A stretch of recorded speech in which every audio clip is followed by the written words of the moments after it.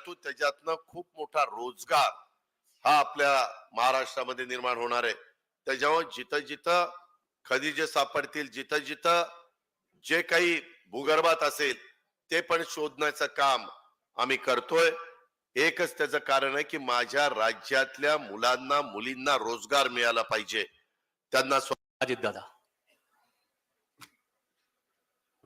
राष्ट्रवादी काँग्रेस पक्षाचे कार्याध्यक्ष प्रफुल्लभाई पटेल, प्रांताध्यक्ष सुनीलजी तटकरे, विधिमंडळातील माझे सहकारी मंत्रिमंडळातील माझे सहकारी अनिल पाटील, विधिमंडळातील सहकारी माणिकराव कोकाटे, रुपाली चाकणकर, सूरज चव्हाण, प्रमोद इंदुराव, विष्णुपंत मैसदुणे, देविदास पिंगळे, प्रेरणा बलकवडे, संतोष कदम, मंगला कुराडे, सीमंतिनी कोकाटे, विठ्ठलराजे उगले, आदित्य गव्हाणे, राजेंद्र घुमरे, मनीषा माळी, सुभाष कुंभार, अक्षय उगले, नामकर्ण अवारे, अविनाश तांबे, विजय गडाख, सुधा माळुदे, विजय काटे, उदय आहे, तसंच ताराचंद मस्के, अनेक माझ्या नगर जिल्ह्यातले, नाशिक जिल्ह्यातले आणि विशेषतः सिन्नर परिसरातील उपस्थित असणारे सर्व मान्यवर, तसंच आज सिन्नर इंडस्ट्री चे उपस्थित असणारे, इंडस्ट्रियल मॅन्युफॅक्चर असोसिएशनचे उपस्थित असणारे किशोर राठी, किरण भंडारी, बबन वाजे,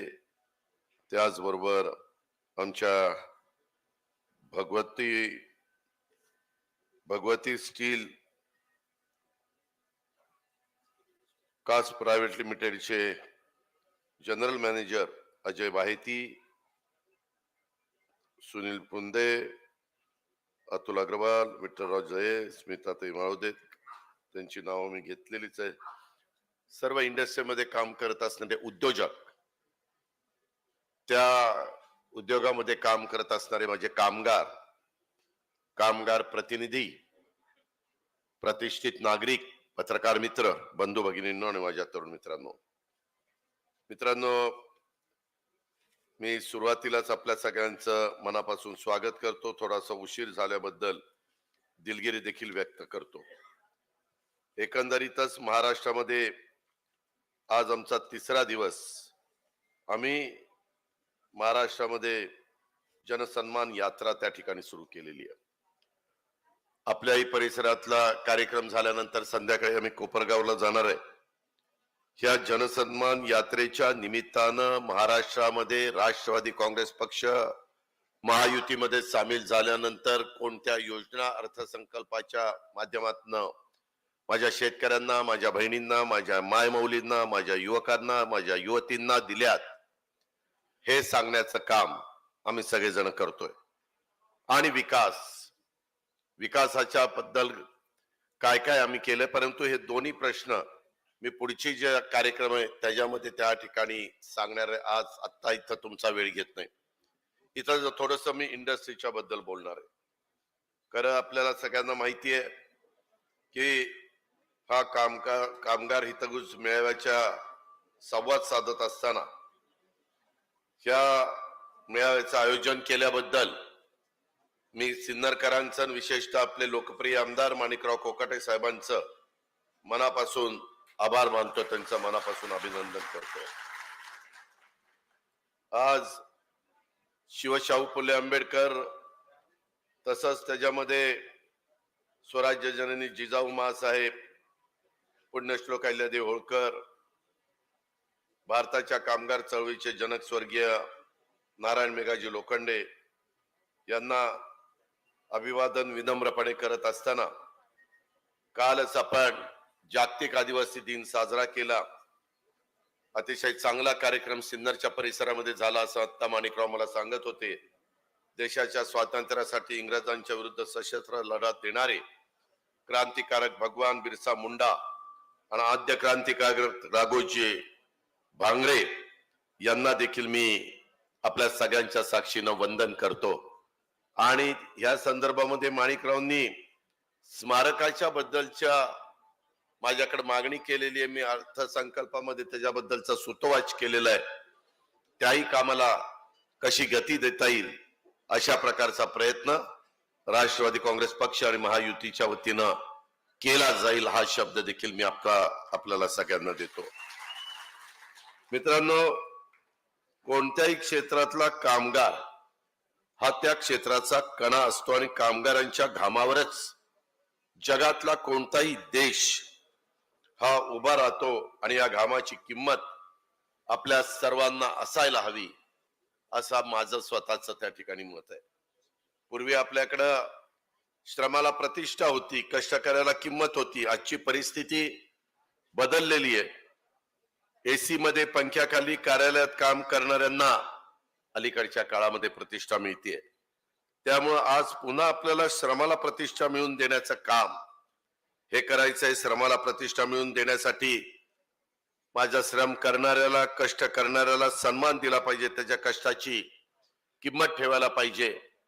आता काही मान्यवर माझ्या आधी बोलत असताना त्यांनी त्याच्याबद्दल, त्यांच्या इंडस्ट्रीच्या बद्दल काही अडचणी सांगण्याचा प्रयत्न केला.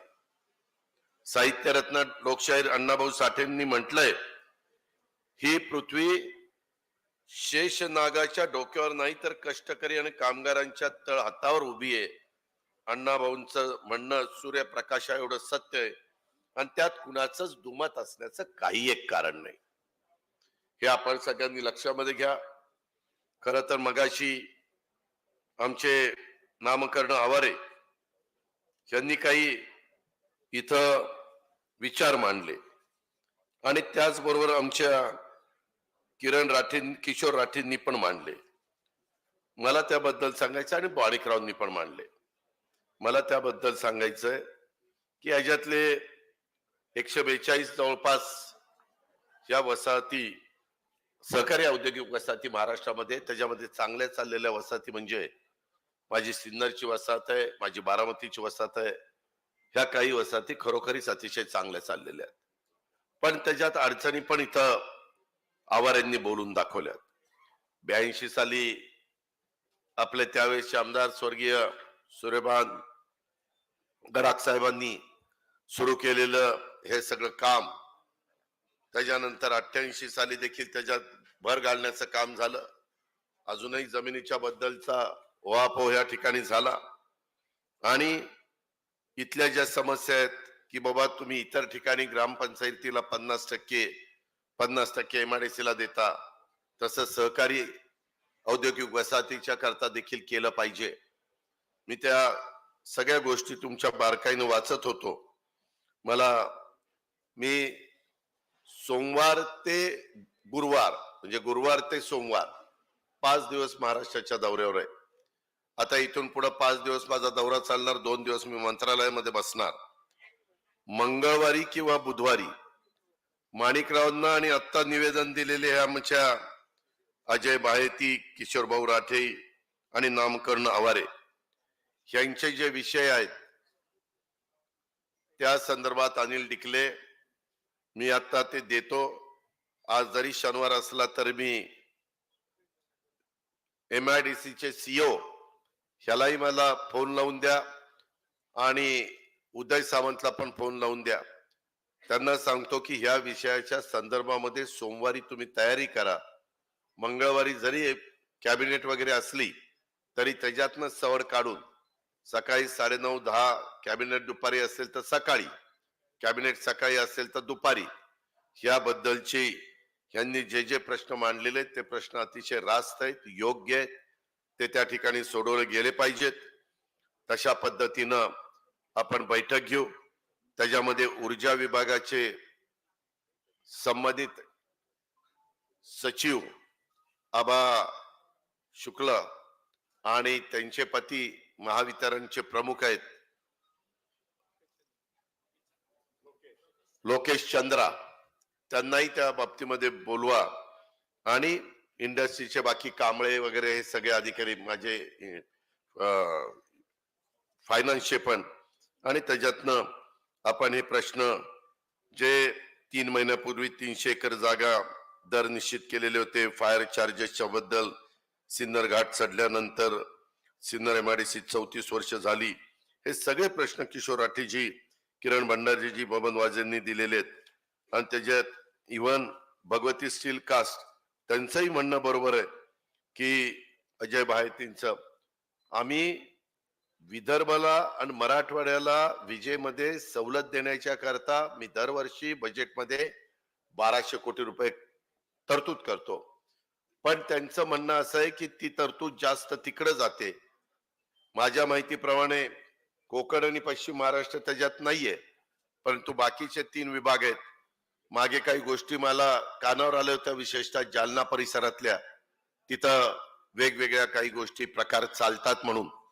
आणि आम्ही ज्या काही गोष्टी देतो ते नियमाने त्याचं पालन झालं पाहिजे, त्याच्यात गडबड नाही झाली पाहिजे, अशा प्रकारची भावना माझ्यासारख्या कार्यकर्त्याची आहे. आणि त्याच्याकरता त्यांचाही जो प्रश्न आहे तो देखील ह्याच्यामध्ये दिलेला आहे. आणि माणिकरावांच्या लेटर हेडवर हे बाकीचे सगळे सिन्नर थर्मल पॉवर लिमिटेडचे जप्त केलेल्या बद्दल तेही आपण महाजनकोच्या पण सीएमडी ला हजर ठेवा. महाजनकोच्या सीएमडी ला, महावितरणच्या आणि महाजनकोच्या. नाशिक पुणे हायस्पीड जसं माणिकराव तुम्हाला पाहिजे तसं माझाही प्रयत्न चाललेला आहे. खर तर आपण आपल्या खर्चाने संपूर्णपणे ती रेल्वे करायला तयार आहोत. आज इथं स्वतः प्रफुल्ल पटेल साहेब देखील आहेत, सुनील तटकरे जे आहेत, दोघही राज्यसभा आणि लोकसभेचे सन्माननीय सदस्य आहेत. त्याच्यामध्ये त्यांचं अधिवेशन चालू आहे. कसं दिल्लीतल्या प्रश्नाच्या संदर्भामध्ये कोऑर्डिनेशन करायचं ते तुम्ही 3 जण ठरवा. आणि माणिकराव तिकडचे प्रश्न ह्या दोघांच्या मागे लागून, तिकडचे म्हणजे दिल्ली स्तरावरचे, केंद्र स्तरावरचे, ते त्या ठिकाणी त्यांच्याकडनं सोडून घ्या. राज्य सरकारच्या प्रश्नाच्या संदर्भात सोडवणूक करण्याच्या करता मी आणि इंडस्ट्री मिनिस्टर आणि बाकीचे आम्ही सगळे सहकारी त्यामध्ये लक्ष घालून मार्ग काढू. त्याच्यामध्ये सूक्ष्म लघु मध्यम उपक्रमांची नादारी कर्जबाजारी समस्याची सोडवणूक करण्याचा प्रश्न आहे. माझ्या औद्योगिक वसाहत सिन्नर तालुका तिथं आता जे काही सांगितलं गेलं, विशेषतः आमच्या नामकरण आवारांनी, त्याबद्दलचे काही निवेदन ते मिळालेलं आहे. MSME ह्याचं निवेदन आहे. त्याचबरोबर उद्योग विभागावर तत्सम विभागावर प्रभावी अंमलबजावणी करण्याच्या बद्दलचं आहे. असे वेगवेगळे निवेदन आहेत. त्या सगळ्याच्या संदर्भामध्ये उद्याच किंवा आज रात्री त्याची सगळी लिस्ट बनवून, सिन्नर तालुका औद्योगिक वसाहतीची तर व्यवस्थितपणे लिस्ट आहेच, even Sinnar industrial and manufacturers असोसिएशनची पण आहे, भगवतीची पण आहे. आणि त्याच्यातनं कुठं त्यांना लोड वाढून पाहिजे, सबस्टेशन उभा करून पाहिजे. कदाचित इथं जो प्लांट आलेला होता तो प्लांट अडचणीमध्ये आल्यानंतर तो काहीतरी आमचे महाजनको ते टेंडर भरतंय असं सांगितलेलं आहे. त्याच्याबद्दल देखील आपण भविष्यात कसं त्याला गती देता येईल अशा प्रकारचा प्रयत्न देखील माणिकराव करू. कारण शेवटी हे सगळी इंडस्ट्री व्यवस्थित चालली तर माझ्या कामगारांना न्याय मिळणार आहे, तर माझा कामगार व्यवस्थितपणे तिथं काम करू शकणार आहे. इंडिया बुल्सनी देखील, मला आठवतंय विलासराव देशमुख राज्याचे मुख्यमंत्री असताना या भागामध्ये इंडिया बुल्सनं एक युनिट इथं काढलं आणि एक युनिट मला वाटतं अमरावतीमध्ये काढलं. परंतु नंतर ती इंडस्ट्री खूप मालक अडचणीमध्ये आले, मला वाटतं गेहलोत म्हणून त्यांचं आडनाव आहे, आणि ते नंतर इथनं परदेशातच निघून गेले. ते भूसंपादित 15% भूखंड शेतकरी वाटप हाही प्रश्न त्याच्यामध्येच आपण घेऊ, कारण MIDC शी संबंधित तो प्रश्न आहे. मी प्रत्येक प्रश्नाचा उल्लेख जरी एखादा राहिलेला असेल तरी आपण काळजी करू नका. अनिल डिकले माझा प्रायव्हेट सेक्रेटरी, तो देखील नाशिक मधलाच आहे आणि तुमच्या सगळ्यांची त्याची ओळख आहे. पण हे विषय सोमवारी सकाळी ज्याला त्याला मिळाले पाहिजेत, मंगळवारी त्यांनी तयारी करून मीटिंगला आलं पाहिजे. अशा प्रकारे आपण त्यामध्ये पुढे जाऊया. माझ्या गुळवंच आणि मुसळगाव इथल्या पण माझ्या प्रकल्पग्रस्त कामगारांनी निवेदन दिलेलं आहे. ते राहुल जिंदाल आणि संदीप गर्गच्या संदर्भातलं सिन्नर थर्मल पॉवर, त्याच्याही बद्दलची चर्चा मी तिथं त्या बाबतीमध्ये आमचे माणिकराव कोकाटे यांच्या साक्षीनं करेन. याबद्दलची ग्वाही मी आपल्याला या निमित्तानं देतो. अशा प्रकारची माझी आपल्याला सगळ्यांना विनंती आहे. आज हे सगळं करत असताना मला तुम्हाला सगळ्यांना सांगायचंय, आम्ही वेगवेगळी इंडस्ट्री वाढावी म्हणून प्रयत्न करतोय. जाणीवपूर्वक विरोधी पक्षाचे लोक आमच्यावर आरोप करतात, इथली इंडस्ट्री चालली. मी सिन्नरकरांनो तुमच्या मार्फत महाराष्ट्राला देखील सांगू इच्छितो, उलट बेंगलोरला असणारा किर्लोस्कर टोयोटा टोयोटा किर्लोस्कर ही जी कंपनी आहे, इनोवा, लँड क्रुझर, ह्या गाड्या तयार करणारी फॉर्च्युनर, तो प्लांट आता आपण एमओयू केलेला आहे. जपानची कंपनी आहे, त्याच्यामध्ये टाटाचे एक लेडी व्हाईस चेअरमन आहे, किर्लोस्कर पण त्याच्यामध्ये आहेत. त्यांच्या सगळ्यांशी आम्ही गेल्याच आठवड्यामध्ये बोललोय, करार केलाय आणि ते युनिट आपण संभाजीनगरला आणतोय आणि तिथं एक चांगलं युनिट आमच्या मुलांना मुलींना रोजगार पण व्हावा आणि एक इंडस्ट्रीला गती पण मिळावी, अशा पद्धतीनं राज्य सरकारने तो निर्णय घेतला. दुसरा निर्णय, सज्जन जिंदाल यांचे 2 युनिट परराज्यामध्ये ते उभा करू पाहत होते. आम्ही त्यांना विनंती केली की तुम्ही मुंबई राहता, ही युनिट आपल्याकडे काढा. 40-40 हजार कोटीची 2 युनिट, मी बाहेरच्या राज्यांचा उल्लेख करत नाही, तिकडे जाणार होते, ते आपण आपल्या राज्यामध्ये आणण्याच्या करता यशस्वी झालो. ही गोष्ट लक्षात घ्या. हे काय करतात, नरेटिव्ह सेट करतात, उद्योग चालले, उद्योग पळाले. कशाचे उद्योग पळाले? हे अशा पद्धतीनं लाखो कोटीचे उद्योग आपल्याकडे आणण्याचा आम्ही प्रयत्न करतोय. आता इथं सांगण्यात आलं की आम्हाला मोठा उद्योग द्या.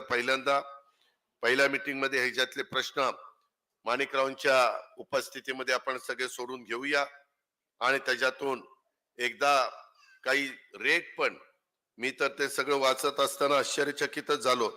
त्याच्यामध्ये खरोखरीच माझ्या इंडस्ट्रीवर म्हणजे उद्योग धंदे करणाऱ्यांच्यावर अन्याय आहे. 390 एकराचं जे रेट आहेत, फायर चार्जेस, हे सगळं अतिशय तुमची मागणी रास्त आहे, त्याबद्दल दुमत असण्याचं कारण नाही. आणि म्हणून MIDC जमिनीमधनं वारेमाप मोबदला मिळवायचा याकरता MIDC नाहीये.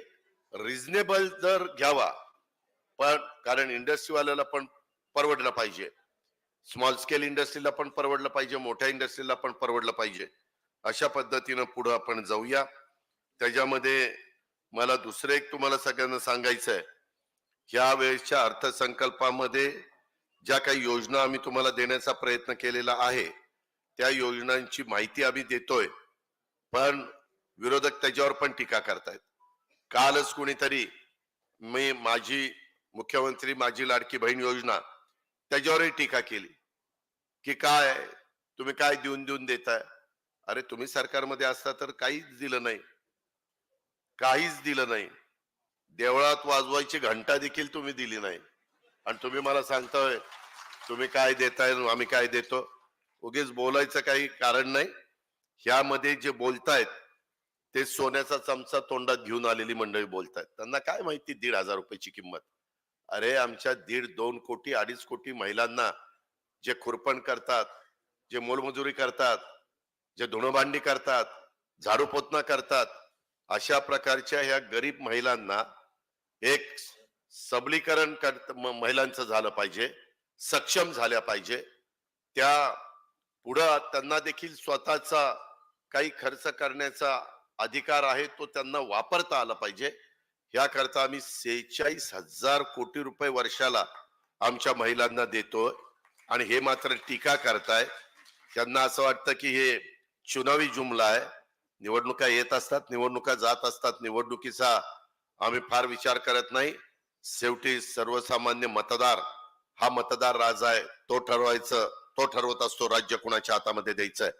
आणि त्याच्यातून एक चांगल्या योजना घेऊन आम्ही समाजाच्या पुढे आलेलो आहे, सर्व घटकांकरता आलेलो आहे. मित्रांनो, कालच विशिष्ट कौशल्य धोरण करणाऱ्या राज्यातील कौशल्य धारण करणाऱ्या राज्यातील युवक युवतींना राज्यासह देशात आणि परदेशात रोजगाराच्या संधी मिळाव्यात यासाठी शालेय शिक्षण विभागाने थेट जर्मनीमध्ये तिथं जवळपास 4 लाख मुलांना मुलींना रोजगार कसा मिळेल याबद्दलचा प्रयत्न त्या ठिकाणी केलाय. आणि त्यांना थोडी जर्मनी भाषा आली पाहिजे, त्याच्यामध्ये मी बजेटमध्ये तरतूद पण केली, त्याचं काम पण आपण सुरू केलंय. आणि त्यांना महिना 2 लाख रुपये जर्मनीमध्ये सॅलरी मिळणार आहे. अशा पद्धतीनं जिथं शक्य असेल तिथं आपल्या देशात, शक्य असेल तिथं परदेशात, शक्य असेल तिथं आपल्या महाराष्ट्रात, शक्य असेल तिथं आपल्या नाशिक जिल्ह्यात, आणि जिथं शक्य असेल तिथं आपल्या सिन्नरच्या परिसरात, अशा प्रकारे आपण ह्या युवा युवतींच्या करता काम करतोय. त्यांना पण स्टायपन देण्याचा निर्णय आपण घेतलेला आहे. मध्ये आम्ही सुरजागड इस्पात प्रायव्हेट लिमिटेड ह्याचंही उद्घाटन जुलैमध्ये गडचिरोलीला भूमिपूजन, उद्घाटन मी चुकून म्हणलं, भूमिपूजन केलंय. तिथंच लॉइड्स कंपनीचा मोठा प्लांट आलेला आहे. खूप चांगल्या प्रकारचे माझ्या आदिवासी मुलांना मुलींना तिथं रोजगार मिळालेला आहे. खूप चांगलं खनिज स्टील तयार करण्याच्या करता जे मटेरियल लागतं ते तिथं मिळालेलं आहे. देशातलं नंबर 1 क्वालिटीचं अशा प्रकारचं रॉ मटेरियल तिथं मिळालेलं आहे. आणि त्याच्यातनं हजारो कोटी रुपये हे राज्य सरकारला पण मिळणार आहे. परंतु त्याच्यातनं खूप मोठा रोजगार हा आपल्या महाराष्ट्रामध्ये निर्माण होणार आहे. त्याच्यामुळे जिथं जिथं खनिजे सापडतील, जिथं जिथं जे काही भूगर्भात असेल ते पण शोधण्याचं काम आम्ही करतोय. एकच त्याचं कारण आहे की माझ्या राज्यातल्या मुलांना मुलींना रोजगार मिळाला पाहिजे, त्यांना स्वतःच्या पायावर उभं राहता आलं पाहिजे. अशा प्रकारची भूमिका ही आपल्या सरकारने स्वीकारलेली आहे. ह्याची नोंद कृपया माझ्या सिन्नरकरांनी ह्या निमित्तानं घ्यावी. माझ्या सिन्नर विधानसभा मतदारसंघाच्या मध्ये प्रश्नाची सोडवणूक करण्याच्या करता सतत माणिकराव प्रयत्न करत असतात. आत्ताही मी इथं आलो, त्याच्यामध्ये एक लग्नात रथ असतो ना, नवरा बायकोला बसवतात मिरवणुकीत, नववधू आणि नव वराला बसवतात, तसं आम्हाला बसवलं होतं. आणि त्याच्यामध्ये मनात म्हणलं माझं लग्न झालं तेव्हा घोड्यावर पण बसवलं नाही, रथ तर बाजूलाच राहिला, आणि आता आम्हाला माणिकराव रथात बसवतोय. पण आता काय करणार, त्यावेळेसची जी काही आमचं राहून गेलेलं होतं, रथात बसायचं आणि घोड्यावर बसायचं, ते आज आम्ही पुरं करून घेतलं. आमच्या बरोबर सुनील तटकरेंनी पण पुरं करून घेतलं, त्या सूरज चव्हाणांनी पण पुरं करून घेतलं, अनिल भाईदास पाटील आमच्या अंमळनेरचे त्यांनी पण पूर्ण करून घेतलं. गमतीचा भाग जाऊ द्या, परंतु अतिशय उत्साहाने या जनसन्मान यात्रेचं स्वागत माझा नागरिक करतोय, माझा शेतकरी करतोय, विशेषतः माझी भगिनी करती, माझी माय माऊली करती. तेव्हा काय सकाळपासून किती राख्या बांधल्या. मी मगाशीच म्हणलं, या 3-4 दिवसात मी इतक्या राख्या बांधून घेतल्या की मला जसं कळतंय तिथपासून ह्या राख्या बांधेपर्यंत माझ्या आजपर्यंतच्या बहिणींनी जेवढ्या राख्या बांधल्या असतील इतक्या वर्षात, तितक्या राख्या 3 दिवसात मला बांधल्या गेल्या. एवढं प्रेम आज माझ्या माय माऊली माझ्या भगिनी दाखवत आहेत. आम्ही कुठंतरी त्यांचा विश्वास हाच त्या ठिकाणी मिळवण्याचा प्रयत्न करतोय. मी या माझ्या कामगार मेळाव्याच्या निमित्तानं, संवादाच्या निमित्तानं सांगू इच्छितो की या विश्वासाला काही झालं तरी आम्ही लोक तडा जाऊन देणार नाही. वाटेल ते विरोधकांनी आरोप करावेत. आम्ही सगळं जे करतो ते फार प्लॅनिंगने करतो, अतिशय सिस्टमॅटिक पद्धतीने करतो. आर्थिक शिस्त आम्हालाही कळती. 10-10 वर्ष एवढ्या महत्वाच्या राज्याचा अर्थसंकल्प सादर करणं हे काही येड्यागाबाळाचं काम नाहीये. ही गोष्ट आपण लक्षात ठेवा. उगीच कुणालाही कधी काही पद भूषवल नाही मिळाले आणि त्या ठिकाणी काही पण उचलली जीभ लावली टाळायला, ठीक आहे, लोकशाहीमध्ये तो अधिकार त्यांचा आहे, तो मी काही नाकारत नाही. परंतु खोटं का सांगता, त्याच्या संदर्भामध्ये माहिती का घेत नाही, अशा प्रकारचं माझं त्यांना सांगणं आहे. मित्रांनो, दमणगंगा, गारगाई, वैतरणा, कडवा हे देव नदीचे नदीजोड प्रकल्प, त्याही बाबतीमध्ये माणिकराव मागे आहे.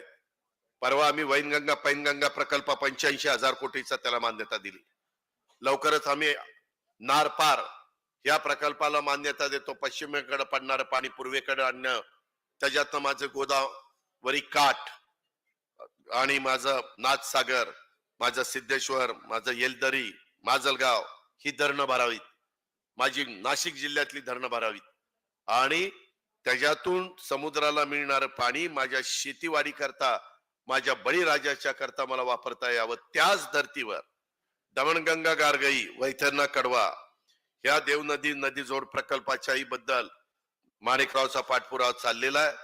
आमचा आणि देवेंद्र फडणवीसचा प्रयत्न आहे की आचारसंहिता सुरू व्हायच्या आत त्याला कशी मान्यता देता येईल याबद्दल पण उद्याच्याला सोमवारी माझ्या ऑफिसला तिथं बसतात जे DCM ऑफिसला त्यांना सांगायचं आणि तो प्रस्ताव माझ्या पुढे आला पाहिजे, माझ्याकडनं तो कॅबिनेटला गेला पाहिजे. त्याचबरोबर या प्रकल्पांना मान्यता देण्यासाठी माझ्या सिन्नरकरांचा आग्रह आहे, हे मी नाकारत नाही. प्रलंबित पीक विमा आणि दुष्काळ अनुदान हे पण काहीतरी राहिलंय असं सांगण्यात आलेलं आहे, त्याही बद्दलच मी लक्ष घालीन. आपलं मुसळगाव आणि आडवाडी इथं 220 KVA सबस्टेशन ह्या प्रस्ताव मंजूर करण्याची मागणी आहे आणि गोंदी येथे आंतरराष्ट्रीय शेतमाल बाजारपेठ उभारावी. समृद्धी महामार्गाच्या इनलेट आणि आउटलेट असणाऱ्या गोंदीला तशा प्रकारची मागणी स्थानिकांची आणि स्थानिकांच्या वतीनं तुमचे लोकप्रतिनिधी या नात्याने माणिकराव कोकाटे साहेबांचा फार आग्रह आहे. सेजमध्ये भूखंड मिळावा 15%, त्याच्याही बद्दल मी आत्ताच सांगितलं की त्याच्याही आपण मार्ग काढू. सिन्नर MIDCच्या प्रश्नाच्या बद्दल बोललो, इंडिया बुल ऊर्जा प्रकल्पाच्या बद्दल बोललो. अशा प्रकारे आपण ह्याच्यातून पुढे जाऊ. गुंतवणुकीमध्ये आज तुमचा माझा महाराष्ट्र भारतामध्ये आघाडीवर आहे. देशात एक अग्रेसर राज्य आहे गुंतवणुकीसाठी. जगातल्या आणि देशातल्या उद्योजकांचा महाराष्ट्राला प्राधान्य आहे. महायुती सरकारच्या काळात महाराष्ट्रात येणाऱ्या गुंतवणुकीचा वेग हा सिन्नरकरांनो वाढलेला आहे. ITIचं बळकटीकरण आम्ही त्या निमित्तानं करतोय. त्याच्यामध्ये ITIच्या अभ्यासक्रमामध्ये काही बदल देखील आम्ही करतोय. त्यांना अत्याधुनिक यंत्रसामुग्री आणि सोयी सुविधा पुरवण्याचं काम हातामध्ये घेतोय, आम्ही घेतलंय. बारामतीला आत्ताच मी काल परवा आमचं भारत फोर्ज त्यांनी CSR मधनं खूप चांगली मदत केली. त्याच्या आधी पुणे जिल्ह्यात खेड तालुक्यामध्ये खेडच्या ITI ला केली. तशा पद्धतीनं अनेक मोठ्या मोठ्या कंपन्यांचा CSR आणि राज्य सरकारची निधीची जोड ह्या पद्धतीनं आम्ही चांगल्या प्रकारे अत्याधुनिक यंत्रसामुग्री आणि सोयी सुविधा देण्याचं काम करतोय. या माध्यमातून आपल्या महाराष्ट्र राज्यातल्या तरुणांना रोजगार मिळून कसा देता येईल आणि आपल्या इथं जे छोटे मोठे उद्योजक इंडस्ट्री उभी करतात त्यांना चांगल्या प्रकारे कुशल मनुष्यबळाची गरज ही कशी भागवता येईल आणि तरुणांना रोजगार कसा देता येईल अशा प्रकारचा आमचा सगळ्यांचा धोरण आहे. उद्योग क्षेत्र हे प्रत्यक्ष ना अप्रत्यक्ष सर्वाधिक रोजगार देणारं क्षेत्र आहे. त्यामुळे राज्यातल्या लाखो कुटुंबांच्या घरी चुली पेटवण्याचं काम या क्षेत्रात काम करणारा संघटित आणि असंघटित कामगार करतो कल्याणासाठी आणि त्यांच्या कल्याणासाठी आपलं महायुतीचं सरकार आम्ही सगळेजण प्रयत्नशील आहोत. उद्योग क्षेत्राच्या कामगारांच्या प्रशिक्षण देण्याची योजना देखील आपण राबवतोय. त्यामधनं हजारो कुशल कामगारांची निर्मिती आपण करतोय. बांधकाम कामगारांच्या साठी आम्ही मध्यान्ह भोजन योजना, प्रधानमंत्री श्रमयोगी मानधन योजना, प्रधानमंत्री जीवन ज्योती विमा योजना, प्रधानमंत्री सुरक्षा विमा योजना, पूर्व शिक्षण ओळख प्रशिक्षण योजना अशा अनेक प्रकारच्या योजना काही केंद्राच्या मार्फत आणि काही तुमच्या माझ्या राज्य सरकारच्या मार्फत राबवण्याचा आपला प्रयत्न आहे. लवकरच तुमच्या माझा देश आज 5व्या क्रमांकावर आहे. पुढे काही वर्षांनी तो अर्थव्यवस्थेच्या बाबतीमध्ये 3ऱ्या क्रमांकावर जगात आणण्याचा आपला सगळ्यांचा प्रयत्न आहे. ही पण बाब आपण सगळ्यांनी लक्षामध्ये घेतली पाहिजे. अशा अनेक गोष्टी आम्ही आमच्या मुला मुलींच्या करता करतो. मी मगाशी एक सांगायचं राहिलं की एक जो करार झालाय तो 4 लाख तरुणांना जर्मनीमध्ये रोजगाराची संधी आपण उपलब्ध करून देणार आहे. आणि त्या जपान बरोबर जर्मनी बरोबरच जपान आणि फ्रान्स सारख्या देशातनं सुद्धा आपल्या इथल्या कुशल मनुष्यबळाला मागणी आहे. त्यामुळं तुम्हाला येत्या काळात परदेशात काम करण्याची मोठी संधी हे आपलं महायुतीचं सरकार उपलब्ध करून देत आहे. कारण सगळ्यांनाच सिन्नर मध्येच नोकऱ्या मिळतील असं नाही, नाशिकच जिल्ह्यात नोकऱ्या मिळतील असं नाही. थोडस आपण पण बाहेर जाऊन काम करण्याची तयारी मानसिकता ठेवली पाहिजे, अशी माझी तरुणींना आग्रहाची मागणी आहे, विनंती आहे. हे पण मला आपल्याला सगळ्यांना आवर्जून सांगायचं. अधिक न बोलता पुढच्या बाकीच्या योजना मी पुढच्या कार्यक्रमामध्ये त्या ठिकाणी सांगेन. इथं Hindustan national glass and industry limited Malegaon Sinnar येथील कामगारांना न्याय मिळण्याच्या बद्दल पण एक निवेदन आलेलं आहे. त्याच्याही संदर्भामध्ये मी परवा दिवशी जी मीटिंग घेतो त्या मीटिंग मध्ये हा देखील विषय ठेवून त्याच्या संदर्भामध्ये काय केलं पाहिजे, काय मार्ग काढला पाहिजे. मित्रांनो, माझी तुम्हाला विनंती आहे, माझ्या बारामतीमध्ये देखील अनेक प्रकारची इंडस्ट्री आहे. भारत फोर्ज आहे, इंडियन सिम्बलेस आहे, डायनामिक्स आहे, त्याच्यामध्ये पियाजो आहे, त्याच्यामध्ये फेरेरो आहे, त्याच्यामध्ये बाहुली आहे, अशा अनेक आहेत. मी जाणीवपूर्वक कामगारांना पण न्याय मिळाला पाहिजे, त्यांच्याही कष्टाचं चीज झालं पाहिजे, पण इंडस्ट्री पण बंद पडता कामा नये. उद्योगपती आणि कामगार यांच्यामध्ये सातत्याने समन्वय साधण्याचा प्रयत्न हा माझ्याकडनं होत असतो. जर त्याच्यामध्ये अंतर पडलं, दरी पडली तर इंडस्ट्री बंद पडते.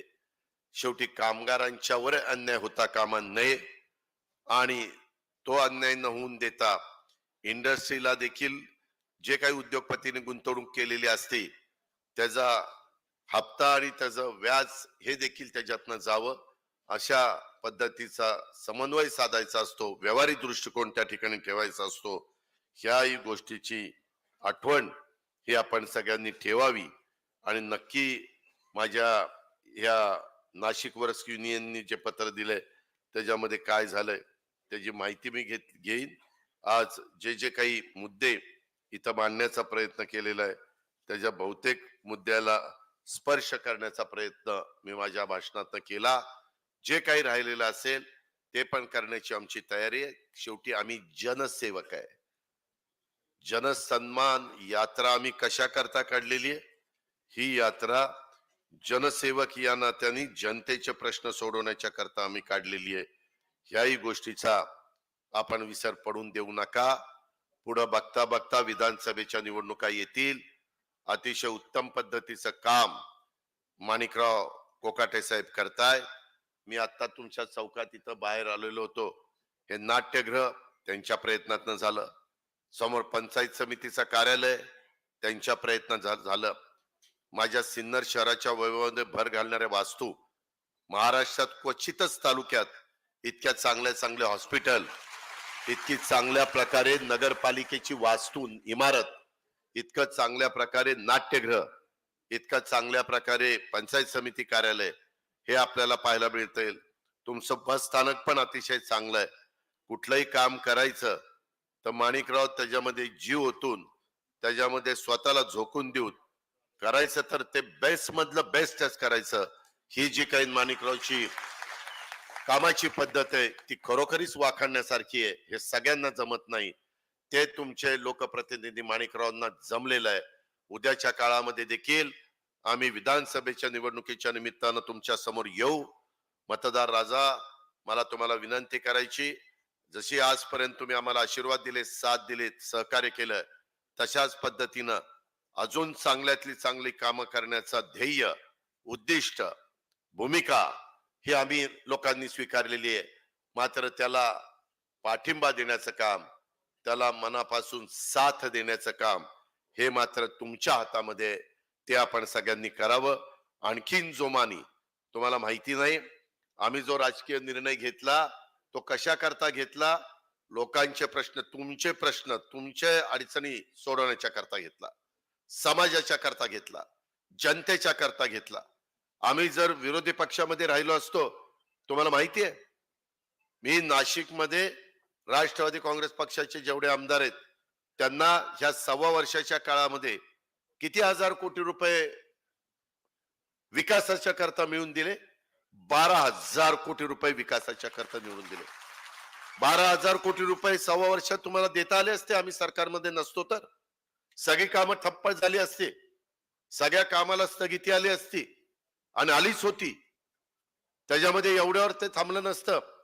त्याच्याही पुढे जाऊन आपल्याला अनेक वेगवेगळ्या, आता मी माझी लाडकी बहीण योजना आणली, ती आणता आली असती? नसती. माझ्या शेतकऱ्याला वीज माफी दिली दिली की नाही, ती योजना आणता आली असती? नसती. आता इंडस्ट्रीवाले म्हणतात की आमच्या विजेचा दर जास्त आहे, खरं आहे, पण तो कमी करण्याच्या करता मी आता एक प्रपोजल आणलेला आहे, आमच्या सरकारने आणलेलं आहे. आता 9,000 मेगावॅट वीज सोलरवर आम्ही तयार करण्याचे 35,000 एकर जमीन ही इंडस्ट्रीवाल्यांना, उद्योगपतींना दिलेली आहे. सरकारची जमीन, गुंतवणूक त्यांची, आणि 9,000 मेगावॉट वीज तयार होणार. उद्योग जे धंदे करणारे माझे उद्योगपती आहेत त्यांना सांगायचंय, कामगारांना तुम्हाला सांगायचंय, ते आल्यानंतर तेवढी वीज आता आम्हाला वीज 7 रुपये 8 रुपये पर्यंत मिळते. ती आम्ही इंडस्ट्रीला जवळपास किती 11 रुपये काय किती रेट 9.5 10. इंडस्ट्रियल म्हणजे कमर्शियलला तर 11-12, मॉल बिलला तर फार आहे. आताची वीज आम्हाला केवढ्याला मिळते? 2 रुपये 80, 2 रुपये 90, 3 रुपये 3.10, 3.20, ऍव्हरेज 3 रुपये. 7-8 रुपयाची वीज 3 रुपयाला मिळाली. आज तुम्हाला सगळ्या शेतकऱ्यांना आता सोलरची वीज आम्ही देणार आहे. मागेल त्याला सौर ऊर्जा पंप, हे आपलं धोरण आहे. आता त्याच्यात माझ्या शेतकऱ्यांनी नवीन बिल भरायचं नाही आणि मागचं बिल द्यायचं नाही. शेतकऱ्यांनी, इंडस्ट्रीवाल्यांनी द्यायचंय. त्यामध्ये तुमचा मात्र विजेचा दर आम्ही कमी करणार आहे. कारण तुम्हाला शेतकऱ्यांना मला सवलत देताना क्रॉस सबसिडी आम्ही द्यायचो, काही शासनाच्या तिजोरीतनं पैसे टाकायचो, काही तुम्हाला दर जास्त वाढवायचो. पण ती इंडस्ट्री टिके ना. आजूबाजूच्या राज्यांचे दर जास्त आणि माझ्या इथल्या इंडस्ट्रीचे दर कमी आणि आमचे जास्त, त्याच्यावर वैतागून गेले. हे भगवती स्टील कास्ट प्रायव्हेट लिमिटेडचं तेच म्हणणं आहे. तुम्ही जर विदर्भ मराठवाड्यामध्ये सवलत दिली तर आम्ही उत्तर महाराष्ट्राने काय केलंय, आम्हालाही सवलत द्या, नाहीतर आम्ही नाही त्याच्या पुढे टिकणार. हा जो अडचण आहे ती अडचण दूर करण्याच्या करता हे धोरण आम्ही आणलेलं आहे.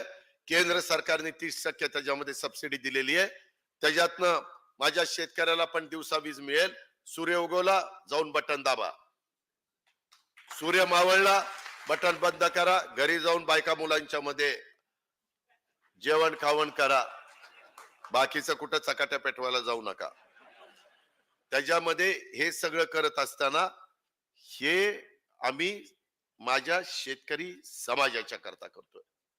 शेतकरी बळीराजाच्या करता ज्या ज्या गोष्टी करता येतील, मी आज नाशिक जिल्हा मध्यवर्ती सहकारी बँकेबद्दल पण बोलीन, त्याच्याही करता मी आपल्याला सांगेन की जसं बुलढाणा जिल्हा मध्यवर्ती सहकारी बँकेला मी 300 कोटी रुपये दिले हमी सरकारने, तसं त्यांना पण 700 कोटी रुपये लागणार आहेत, ती हमी त्या ठिकाणी देऊ. 10 वर्षाच्या परतफेडीने देऊ. परंतु पुढच्या वेळेस तुम्ही पण चांगल्या लोकांना बँकेमध्ये निवडून द्या. बँक चांगली चालवणाऱ्यांना संधी द्या. आम्ही तुमच्या पाठीशी आहोत. सहकार खातं आपल्याकडे आहे. आपले